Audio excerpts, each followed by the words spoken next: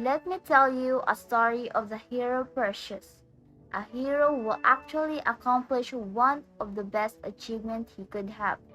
And that's for the end of the story to tell. But for now, let me start the story where it all began. It all started when King Acrisius, the king of the powerful city of Argon, anguished about not having a male heir appointed. Unacceptable. When will I ever have a male heir appointed? This won't do. I have to do something. He anguished about it, and without a doubt, it's the only things that filled his mind. But then suddenly he thought, why not get prophecy? He believed this will finally calm his heart, and with a newfound determination, he immediately went to the oracle of Delphi. That's it. I have decided. I will go to the oracle of Delphi to end my worries once and for all. However, the prophecy he was told did not cease his anguish but only increased his worries. Tell me my prophecy. You will never have a son, and no matter where you hide, your destiny is to be killed by your grandson. The king only had one daughter called Danae. To protect himself from the prophecy, he decided that the princess had to spend her whole life trapped in palace.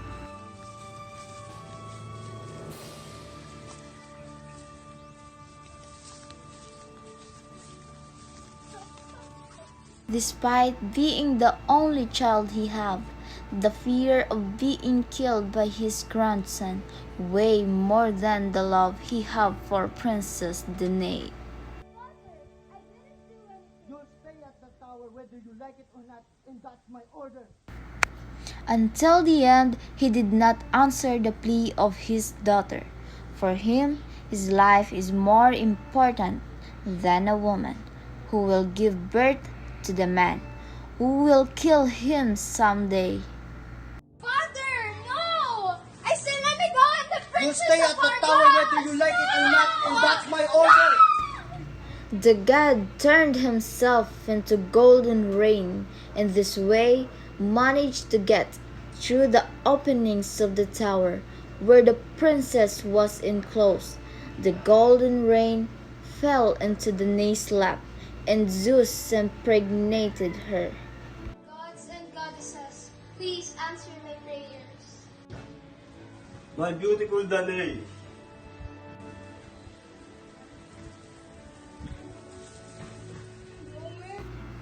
Knowing about his grandson's birth, King Acrisius was furious. He is shocked as he didn't expect that she'll be impregnated and give birth. The king even suspected that his brother Proteus was the one who impregnated his daughter in order to claim his throne in the future. Princess Danae, give birth to your grandson. What? The king took a drastic measure to punish her daughter's betrayal. He decided to lock the princess and the baby in an urn and throw both into the sea. Yes, and set him to ocean.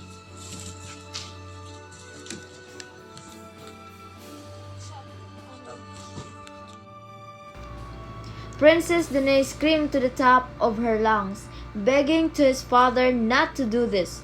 But the king, with the goal in his mind, won't change his order. Father, you can't do this to me. He's still your grandson. No, he's the one prophesied to kill me. No!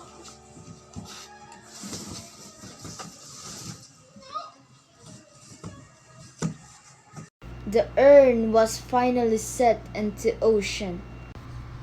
However, this was not the destiny conceived by the gods.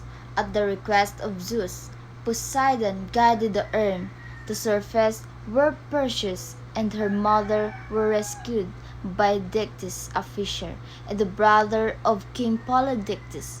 The humble fisher hosted the mother and raised Perseus as if he was his son. Perseus grew and became a handsome, strong, and brave man.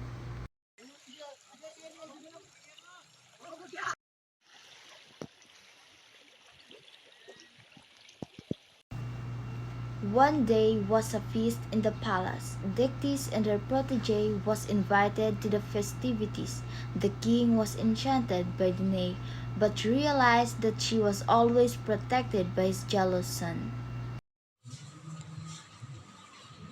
You beautiful woman, what is your name? Nay, your highness. The moment came when the king was offered with the several gifts. The invitees gave him horses and jewels as presents. The turn of Perseus came right after, who were merely a fisher like Dictys, and had nothing particularly valuable to offer. Only a mere fisherman, and I can't give you precious stone or gold, but I can give you the head of gorgons. The king realized the opportunity to separate Perseus from his mother. If that is so then, give me the Gorgon's head. Being the son of Zeus, Perseus always knew that inside of him lay a great power and that his fate was to achieve great things. The hero did not hesitate and achieved the challenge proposed, so Perseus fearlessly took off to meet his destiny. Perseus was given a mission to find the dreadful Gorgon Medusa and bring her head as a trophy. However, the creature's whereabouts were unknown. All he knew is that several brave heroes had gone and ended up disappearing. Perseus has the help of his half-brother, the gods Hermes and Athena. The goddess of wisdom offered him her shield as protection.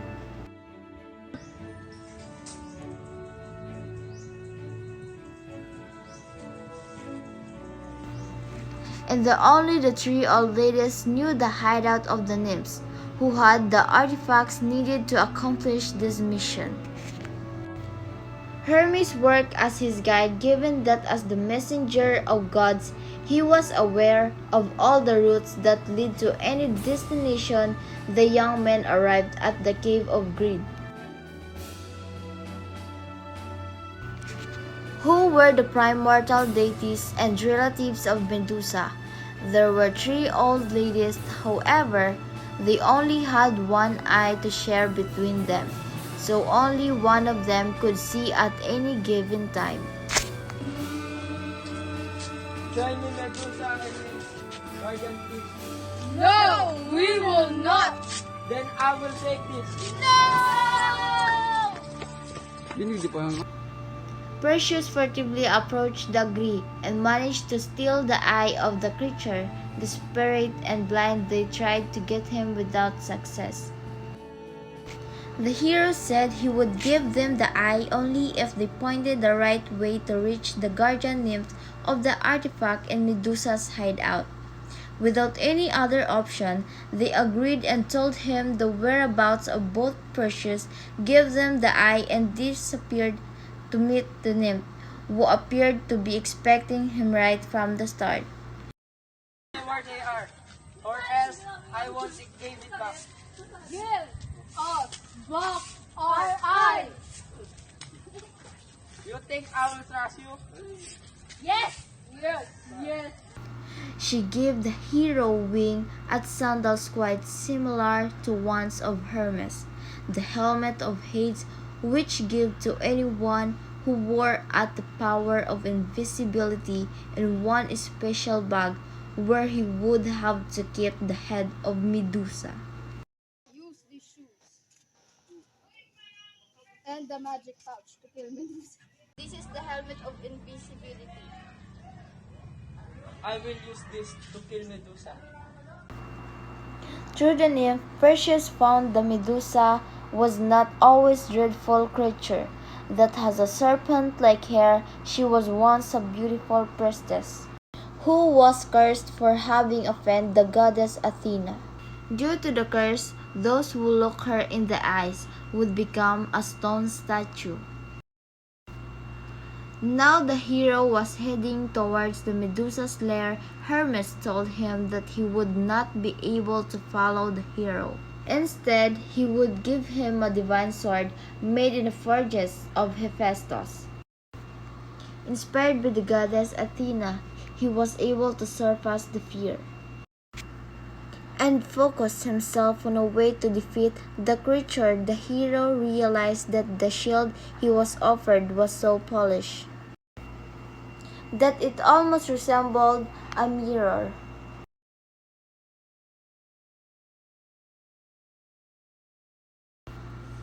To strike him, she lost an attack, but Perseus dodged it and counter-attacked. By beheading her, Medusa died. Come, Perseus, come.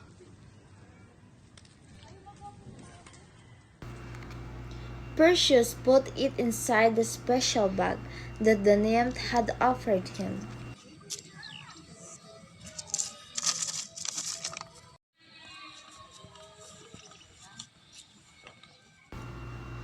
Using the winged sandals, Perseus victoriously headed back home.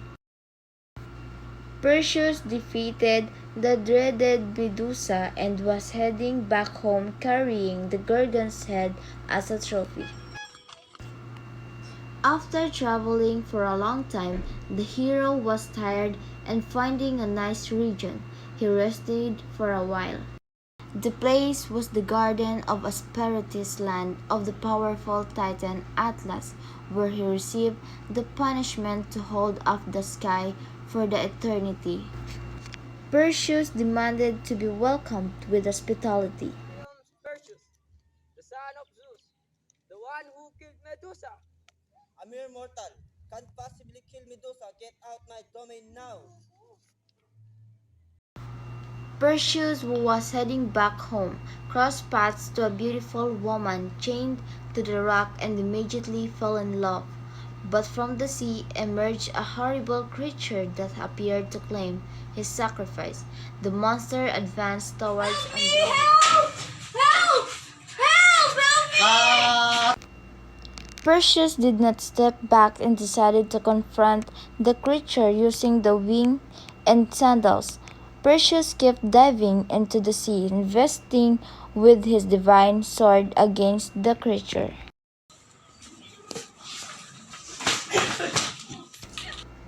Perseus managed to dodge the monster attacks and ready himself to strike a fatal blow. His technique was perfect. The creature was slain, the city and the princess were saved. As a reward, Perseus received from the king of Ethiopia the hand of beautiful Princess Andromeda. You, Perseus, do you take Andromeda as your beloved wife? Yes, I do. And you, Andromeda, do you take Perseus as your beloved husband? Yes, I do. You may kiss the bride. Now Perseus was heading back home to deliver the Medusa's head to the king Peleus and reap the praises of his great victory. However, when he arrived at Seriphus, his welcome was not as warm as he had thought it would be. Danae, Perseus's mother, had been forced to live in the court of the king Peleus, and there the poor woman was subjected to several sorts of abuse from the king. However, with the help of Dictys, the king's brother and the adopted father of Perseus, Danae escaped from the palace and found refuge in the temple of Athena. Since it was a sacred spot, Perseus's mother was safe from the king's abuse. The news that Perseus had now returned to home reached the king, who summoned all of his guards to defend the palace. Perseus was furious and felt disrespected with the way the king had treated his mother. Due to his new reputation as a hero, it was not hard to gather some allies to face Peleus. Perseus and his allies marched towards the palace. The bloodbath was unavoidable. The king's army was ahead, since it had more soldiers. When Perseus's defeat appeared to be imminent, the hero shouted, "Those who are my friends, close your eyes now!" Perseus removed the Medusa's head that he had brought with him and petrified all of his enemies. The coward King Peleus was hiding. After finding him kneeling down behind the throne, Perseus said, "I will let you live in this palace. However, you will forever keep the coward and pathetic image that I am." Perseus petrified the king and crowned Dictys, his adopted father, as the new king.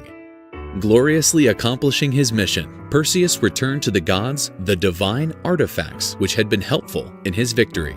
He fixated the Medusa's head in the shield of Athena. The reputation of Perseus spread across Greece, and rumors that the great hero would come back to Argos and have his revenge against the grandfather who threw him into the sea, along with his mother when he was a baby, started to grow.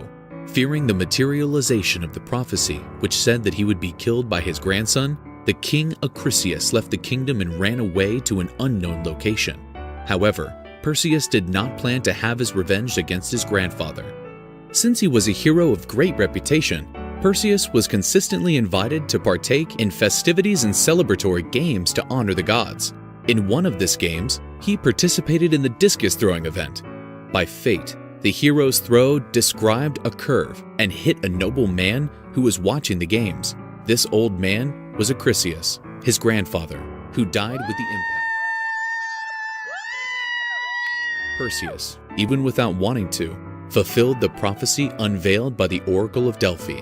The great hero Perseus left his mark on the history of Greece as the founder of the glorious city of Mycenae and gave birth to a noble lineage. Hercules, the greatest hero of all, is among the descendants.